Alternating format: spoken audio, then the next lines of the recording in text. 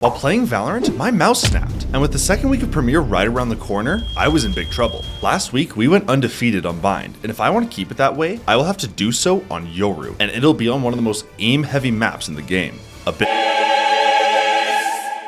Abyss is a unique map as it is one of the largest in the game, so the comp we ran would need to keep that in mind the entire time. The first agent we picked was Astra. As the only controller who can smoke all of Abyss regardless of where she played, she felt like a no-brainer. On top of that, with the B side of Abyss having such long sightlines for the post plant, Astra's gravity well was even more important for stopping the defuse, as post plants were just stronger in general. And for that exact reason, her ult was extremely useful for our own retakes as it made defusing incredibly easy. Second, we picked Harbor. He recently got a rework, so I'm not going to go in depth as to why we ran him, but the basic idea was that he had the most smokes in the game, and on a map as big as Abyss, he was actually the only agent who could smoke all of B. Third, we picked Sova. With how far his recon could be thrown, he was the only agent who can gather enough info on such a big map. And the fact that his drone is the only one in the game without some sort of limited vision, he was the only agent who could realistically gather us enough information on sites like B. On top of all that, his ult had effectively zero counterplay during the post plants, as its range was simply too long.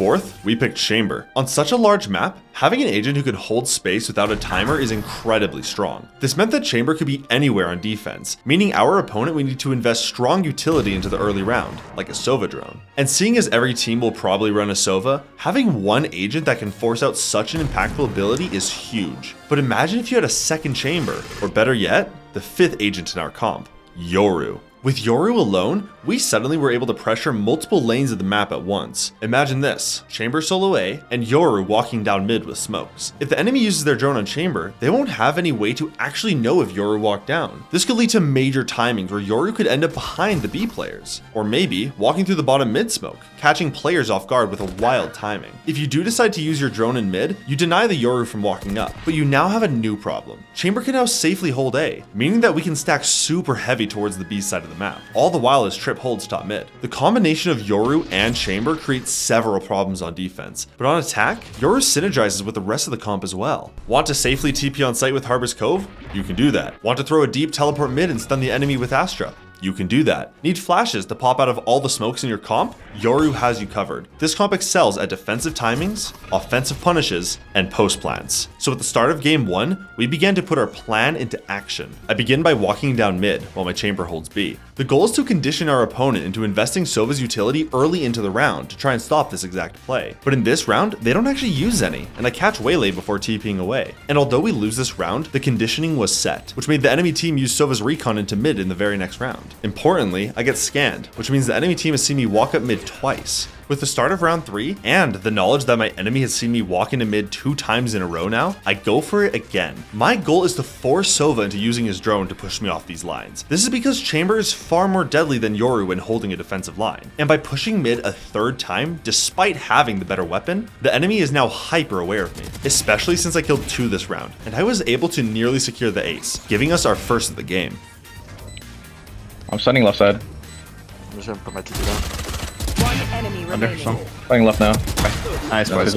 2 rounds later, I walk down mid again. This unrivaled aggression and the fact that I refuse to give up mid without a fight means the enemy must invest heavy utility if they want to guarantee they have mid. Once we had a 3-round lead, the enemy realized that our sites had to be weak if we were investing so much into mid. So they ended up hitting A and B 4 times in a row, and we kept losing. And in the final round, we planned to use Astra's ult for a strong B retake, but she was caught by the enemy Sova ult. So this round would instead come down to aim duels. Playing it now? Fighting, nice. 3v3, I'm in sight. 1 heaven. Heaven. I'm flashing. Oh, We have never mind. Flashing lower, flashing lower. I think default, guys. 140, heaven last time. Last player standing. Tied 6-6, we would lose the pistol round. But off the back of my IGL Sheriff buy, we would end up securing the enemy's anti-eco. This game was tight, that is until round 17. It was this round where I decided to try and catch a timing by just walking to top mid, and I'd find the Sova looking the other way before swinging and killing the enemy Vice as well. The only reason I was so ready for a player to be here was because of Sova. You see, Sova was likely not alone on A, but if he was holding spawn, that means somebody should have been holding his back. And in this round, it was Vice, but they were positioned incorrectly, which is what allowed me to secure the Sova from behind before cleaning up the second kill. The enemy team would start to get more ambitious, walking down mid, but we were more than ready as because this is exactly how we play. And at this point, we would end up on match point with a 3-round lead. The enemy changed their plan, and they began to focus on retaking both sites, and they'd end up winning 3 straight, bringing this game to overtime. Since we were the team who reached 12 rounds first, we got to pick which side we wanted to start on. We chose defense. Keep this in mind. It'll be important later. For the first round of overtime, we ended up reading our opponent like a book, calling out their A-slam. So when they began to hit, we had 4 players already on site. And well, it was a slaughter. Default, 40. One enemy remaining. Nice, boys. We lose the next round. It's now 13-13. I get a kill on site before escaping, but now we end up getting slaughtered on the retake, and the enemy is pushed match point. We go for a B hit, and we win the round. The score is now 14-14. Some miscommunication between me and my chamber results in us losing the A site, and the enemy cleans up. They are back on match point. I expect the enemy to get aggressive, so I hold for a push, and I secure the kill on Yoru. The gap created by this kill allowed me to work my way up into top mid, and eventually behind the A site, where I would catch Sova by surprise, and we'd tie up the game once again. 15-15. With the game so intense, I bank on the enemy forgetting the fact that I've pushed mid several times on defense. And due to the intensity of the moment, I was right and the enemy was not ready for my push. We end up in a 4 versus 2 retake, which quickly crumbles. I keep my back to the wall as I crouch along rafter. I know Yoru is default and Vice is right under me. I want to catch them by surprise. Vice. 40 Yoru. Last player standing. 120, 120. One enemy remaining. Yes, sir. Let's go, man. We finally secure the defensive round. Now it's our turn to be on match point. I was all sneaky. Fuck, bro, I whiffed. Wait, that's game? Let's get it. Defenders win. Too easy. We win the game?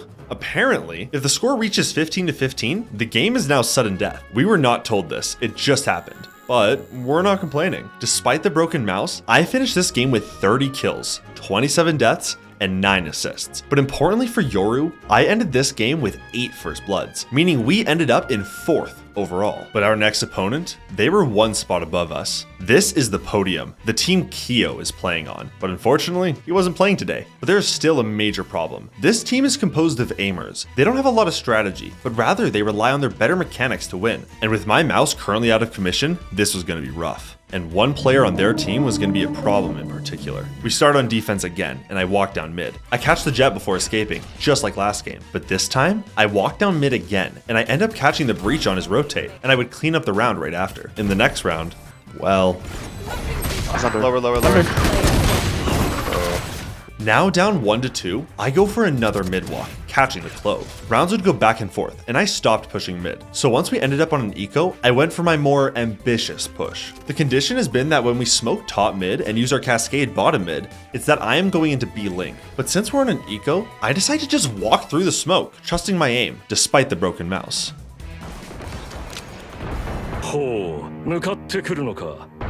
No dart for entry. I get the Vandal and escape, and we win the round. I'm feeling my aim, but I'm getting ahead of myself, peeking in the 3 versus 3 when I don't have to. And this half would finish up 5-7 in favor of the podium. The pistol started off well, and we took the B site with no problem, but we'd end up losing due to bad fights. The next 2 rounds go as expected. We lose the anti-eco, and we win the bonus. With the score at 6-9, we need to stop the bleeding before it's too late. But we are simply getting out-aimed by one player in particular. They smoked the B for B split, like for anti-B split. Vice. This Vice is beating us at every turn, and although we are winning a lot of these rounds, mostly off the back of our post plants, I still find myself dying to this Vice almost every round. This brings the enemy to match point, where we decided to just simplify the game. We decided to avoid Vice and just slam A. One close right, one stuck right, stuck close right. Still.